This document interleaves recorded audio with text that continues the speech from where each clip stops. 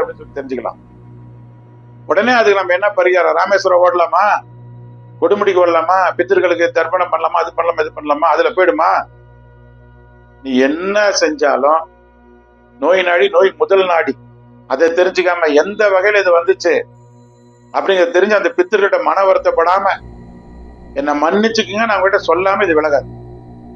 அதான் பித்தர்களை வழிபடுறதுக்குன்னு நம்ம இந்து இதுல தமிழ் முறைப்படியோ இந்துக்கள் முறைப்படியோ நிறைய விஷயங்கள் வச்சிருக்காங்க. அந்த புரட்டாசி மாசம், அமாவாசை, ஆடி மாசம் நிறைய விஷயம் வச்சிருக்காங்க.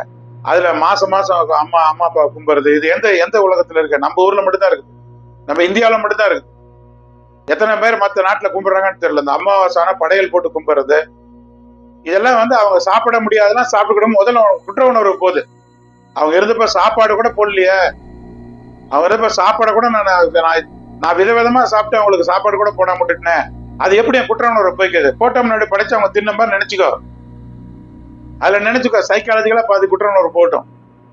அப்புறம் ஆத்மார்த்தமா அந்த ஆன்மாட்ட நீ மன்னிப்பு கேட்டு இதெல்லாம் நான் இது பண்ணிருக்கேன், அப்போ உன்னை சரியா கவனிச்சுக்க மாட்டோம், அருமை பெருமையில இப்ப நான் தெரிஞ்சுக்கிறேன், உன்னை மதிக்கிறேன் அப்படின்னு சொல்லிட்டு நீங்க ப்ரே பண்ணும்போது கொஞ்சம் கொஞ்சமா அந்த பித்திரு தோஷம் இதை பிள்ளைங்களும் பார்க்க வைக்கிறது.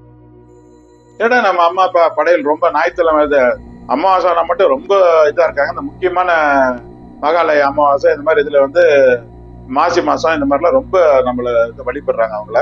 இது என்ன பழக்கம் அப்படி இந்த பிள்ளைங்களுக்கு அப்படியே அந்த பழக்கத்தை ரத்தத்திலே ஊற வைக்கும் போது அந்த பிள்ளைங்க புரிஞ்சுக்க, ஓ அம்மா அப்பாங்கிறது ரொம்ப மதிப்பு கடவுள் மாதிரி, அவங்க